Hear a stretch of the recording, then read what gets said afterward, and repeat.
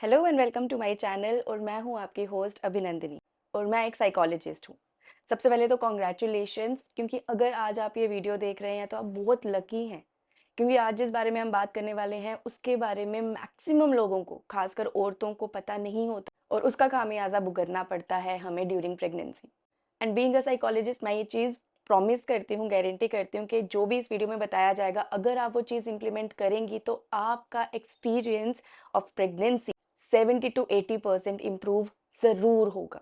So let's get started.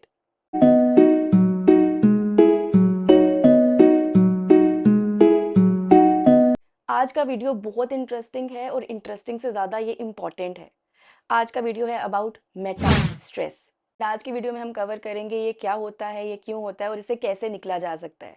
And also do watch the video till and, क्योंकि and में मैंने एक tried and tested brilliant tip रखी है जो कि यूज़ करने में ईजी है और जिसको पता होगा और जिसको यूज़ करना आ जाएगा उसको वो बहुत ज़्यादा हेल्प करने वाला है। मेटा स्ट्रेस पे जाने से पहले जान लेते हैं कि एक नॉर्मल, एक रेगुलर स्ट्रेस क्या होता है। तो एक रेगुलर स्ट्रेस को हम ऐसे देख सकते हैं कि मेरा बम्प वैसा नहीं है जैसा मेरी फ्रेंड का है, उस चीज़ का स्ट्रेस। मैं काम पे जा रही हूँ बट मैं काम पे वैसे फोकस नहीं कर पा रही हूँ, इसलिए मैं डेडलाइंस मीट नहीं कर पा रही हूँ, उस चीज़ का स्ट्रेस। मेरी काम वाली बाई नहीं आ रही है, उस चीज़ का स्ट्रेस। किसी ने कुछ बोल दिया, उस चीज़ का स्ट्रेस। सुबह हस्बैंड से लड़ाई हो गई बिना किसी बात के, उस चीज़ का स्ट्रेस। तो एक रोज़मर्रा की ज़िंदगी में ये जो चीज़ें होती हैं जिनकी वजह से हमें स्ट्रेस हो जाता है, ये एक नॉर्मल स्ट्रेस है, right? This is the first degree stress. अब आ जाते हैं मेटा स्ट्रेस पे। मेटा स्ट्रेस एक 2 डिग्री स्ट्रेस है। How? Let me tell you. So let's say Riya pregnant है, ओके?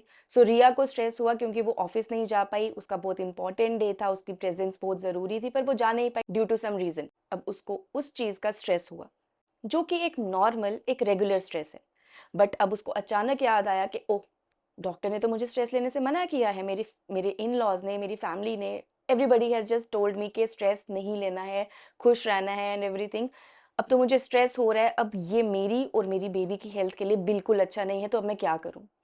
ये जो स्ट्रेस है, स्ट्रेस होने की वजह से जो आप स्ट्रेस लेते हो, ये है आपका 2 डिग्री मेटा स्ट्रेस। और बहुत सी औरतें ये नहीं जानती हैं कि हमारा रेगुलर स्ट्रेस, आपकी लाइफ में कुछ हुआ, आपको उसकी वजह से स्ट्रेस हुआ, पर अब आप उस स्ट्रेस से निकलने की बजाय उस स्ट्रेस की वजह से और स्ट्रेस ले रही हैं and this is a loop. और ये आपकी प्रेगनेंसी के लिए ज़्यादा हार्मफुल है। और जैसा कि मैंने कहा कि ये स्ट्रेस मोस्टली प्रेग्नेंट वुमेन में होता है, क्योंकि हमें बार-बार याद दिलाया जाता है कि आपको स्ट्रेस नहीं लेना है, आपको स्ट्रेस नहीं लेना है। तो हमारे माइंड में ऐसा प्रोग्राम हो जाता है कि मुझे स्ट्रेस नहीं लेना है। अगर मैंने स्ट्रेस लिया तो something is going to happen, कुछ ना कुछ गलत हो जाएगा। इसलिए स्ट्रेस को लेके हम लोग ओवर कॉन्शियस हो जाते हैं और इस वजह से उसको रिज़ॉल्व करने की बजाय वी स्टार्ट टू पैनिक। अब आ जाते हैं रीज़न पे। इस हार्ड वायरिंग के पीछे, इस बिहेवियर के पीछे जो एक सबसे बड़ा रीज़न है वो है अनरियलिस्टिक एक्सपेक्टेशंस।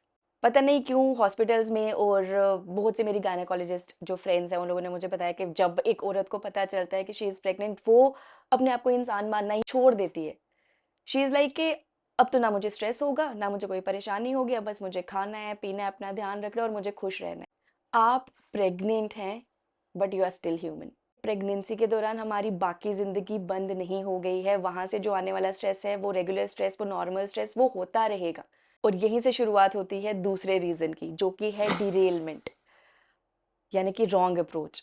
हम स्ट्रेस को हटाने के बजाय हम ये सोच रहे हैं कि मैं स्ट्रेस कैसे नहीं हूँ, मैं स्ट्रेस कैसे नहीं हूँ। Of course you will be stressed, कुछ हुआ है और आपका एक नॉर्मल ह्यूमन रिएक्शन आएगा, क्योंकि आपके प्रेग्नेंट होने की वजह से आपकी बाकी ज़िंदगी नहीं रुकी है और ना ही वो रुकने वाली है। और इस पूरी फसाद की जड़ है अनअवेयरनेस।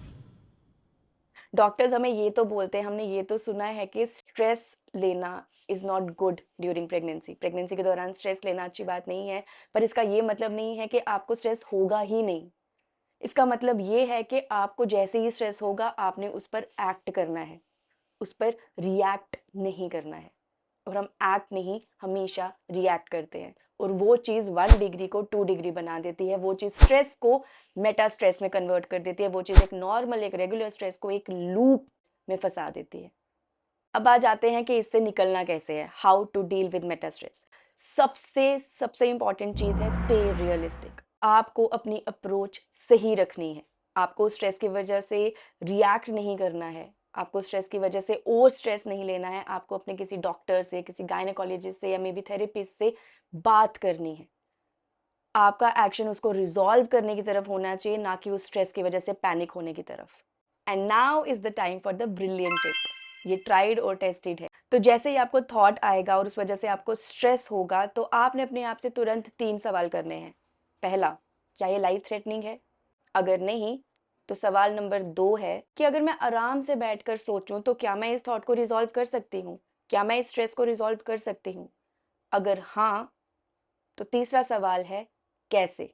और ये तीसरा सवाल करते ही आपका सारा ध्यान उस स्ट्रेस को डबल करने के बजाय उसको रिज़ॉल्व करने की तरफ शिफ्ट हो जाएगा। सो येस, इस वीडियो को सेव कर लीजिए और इसको शेयर कीजिए, क्योंकि आज के टाइम पर सुपर मॉम वही है जो अवेयर है। और इसी के साथ आई एम डन। मुझे जो कहना था वो मैं कह चुकी and thank you so much for listening. और अब मैं आपसे मिलूंगी अपनी अगली वीडियो में।